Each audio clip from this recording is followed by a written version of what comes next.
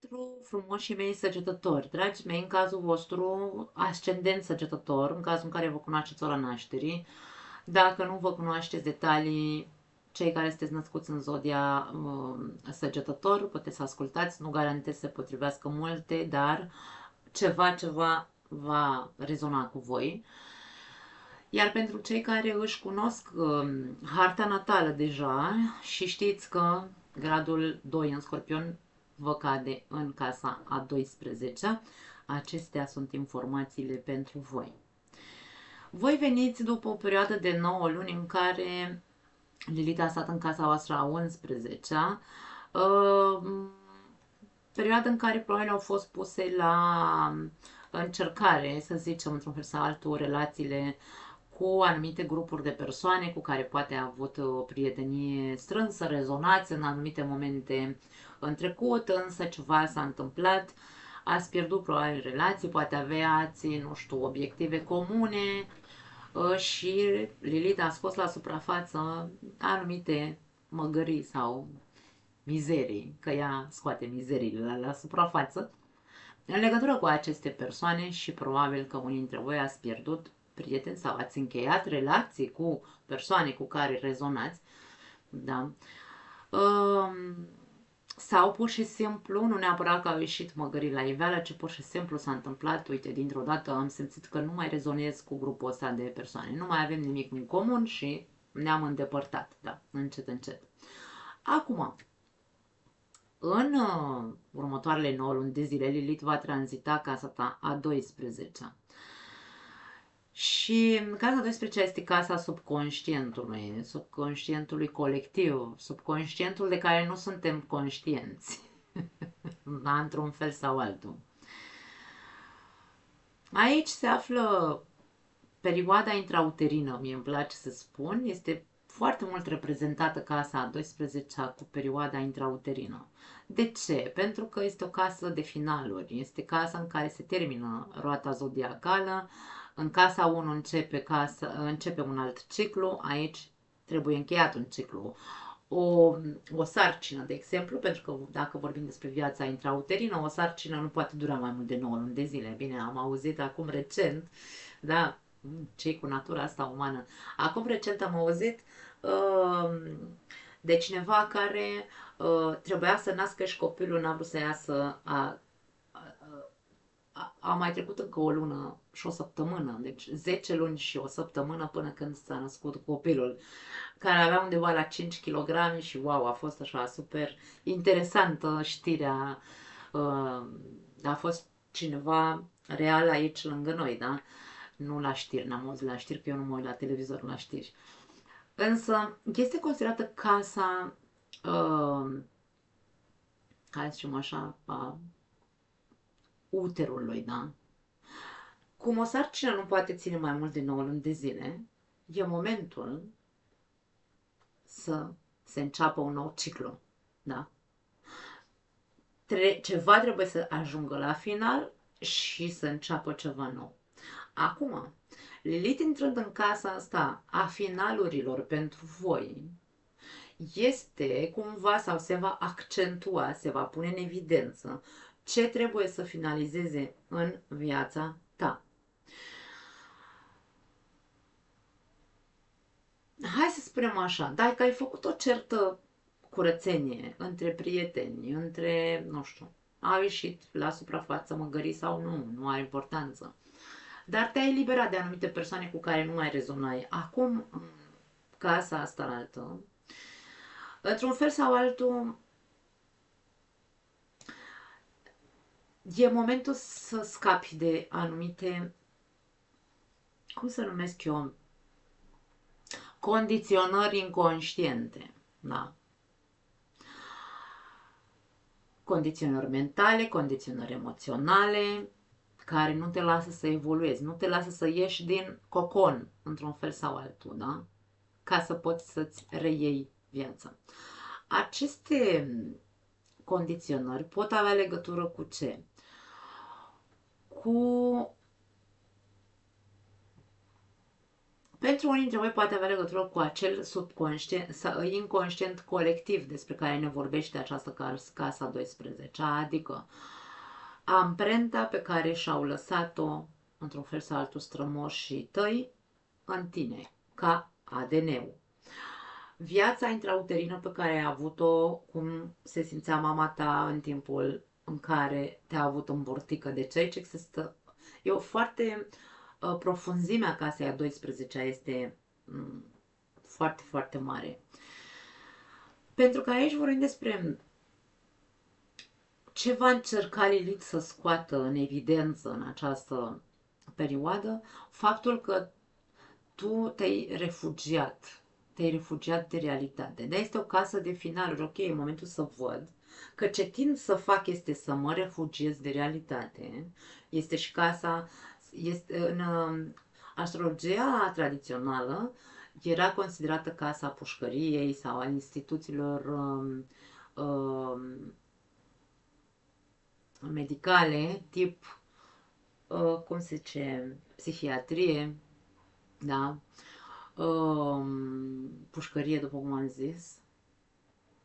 Așadar, aici un fel de mă izolez în totalitate.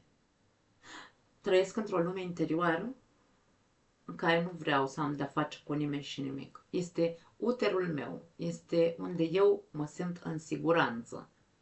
Dar nu este pentru a rămâne acolo, este pentru a te elibera. Deci aici Lilith va cere eliberare de acea fugă de realitate, de acea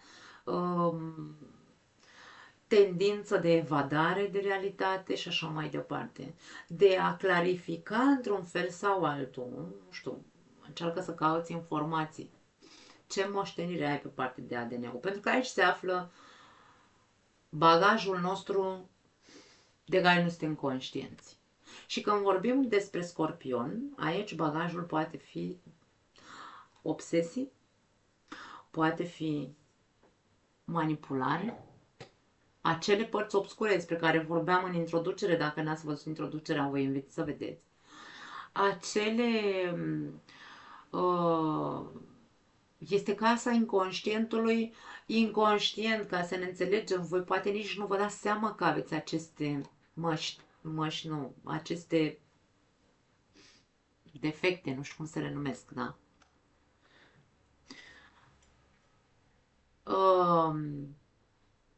Poate ar trebui să faceți terapie profundă aici pentru unii dintre voi. Hipnoza este foarte bună ca să ne poată scoate niște blocaje emoționale, da? Așadar, aici, dacă ai tendința să te izolezi, dacă ai tendința să evadezi, fie prin a te izola în singurătate, fie către substanțe, nu știu, alcool, droguri, păcănele, habar n-am, Netflix, stăm la Netflix toată ziua, mâncăm semințe și nu facem altceva.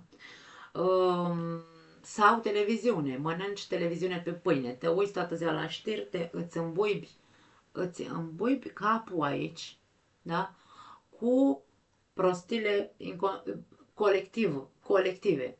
Adică te uiți la știri și te alimentezi. Aoleu, a murit iară 15.000 de persoane azi. Aoleu, iar a venit potopul nu știu unde. Aoleu, copiii din Africa n-au ce mânca. Aici este un cumul imens de care tu trebuie să scapi. Trebuie să te descotorosești de aceste lucruri pentru că îți controlează pur și simplu viața. Tu nu mai ești conștient de tine sau nu ești conștient de o certă realitate, trăiești într-o lume interioară în care pentru tine e siguranță. Da? Te simți protejat, însă e pur și simplu deconectare de lumea reală. Așadar, complicat și la voi.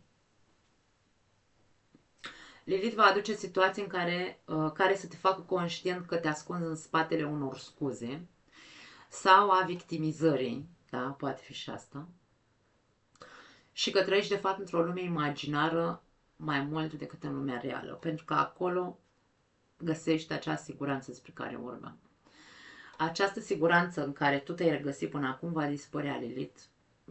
Lilith va produce haos, probabil, și ce încerc este să atenționez dacă trăiți așa, cum am spus până acum, pentru că nu are cum să fie pentru toată lumea, eu nu știu ce ar putea să existe în casa ta 12, dacă ai alte planete, dacă nu ai, habar n-am.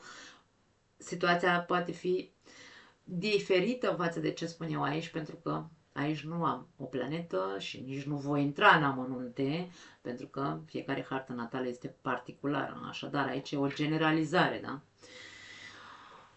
Ego-ul spiritual poate fi o mare problemă în această casă, pentru că este o casă a spiritualității în același timp. Dacă tu ai făcut cumva,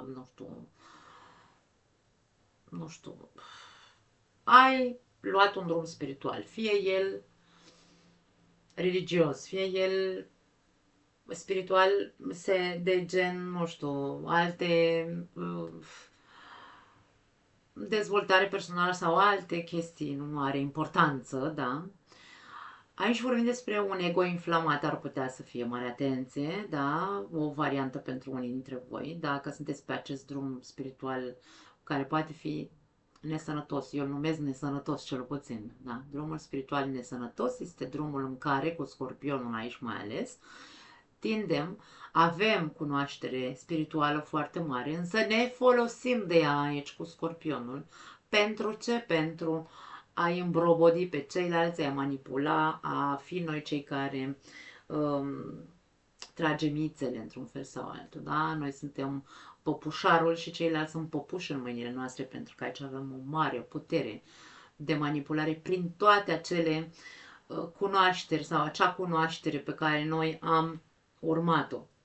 Atenție mare dacă vă regăsiți în acest aspect. Toate aceste lucruri vor fi puse în evidență.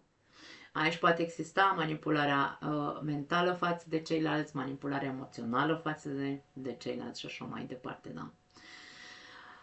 În acest caz, dacă există acest ego spiritual, Lilith va face să te simți mai pierdut ca oricând, da?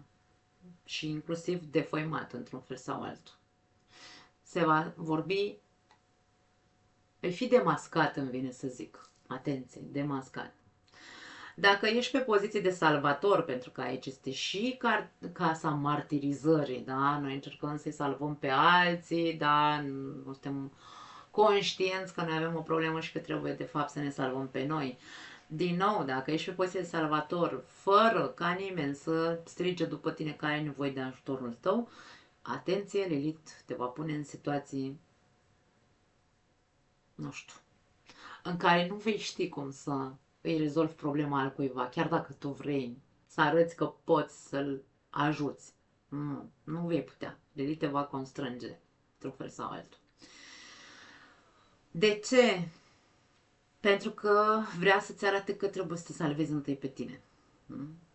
Să scapi de tot ceea ce te obsedează la nivel mental profund, să scapi de tot ceea ce te face să fugi de realitate și să nu o vezi așa cum este. Lilith nu te va mai lăsa să fugi de realitate. Te va expune atât de mult încât va trebui să vezi că trebuie să începi să ripostezi împotriva acelei lumi iluzorii în care ai trăit în ultima perioadă, da? Și în care sau ai intenția acum să pornești, atenție. Sper să nu vă treacă prin capul unul dintre voi să vă călugăriți, ar putea să fie pentru unii dintre voi. Vă vine așa ideea, mi-au bagajul, mă duc la mănăstire. Poate fi, pentru că aici vorbim despre instituții de genul ăsta.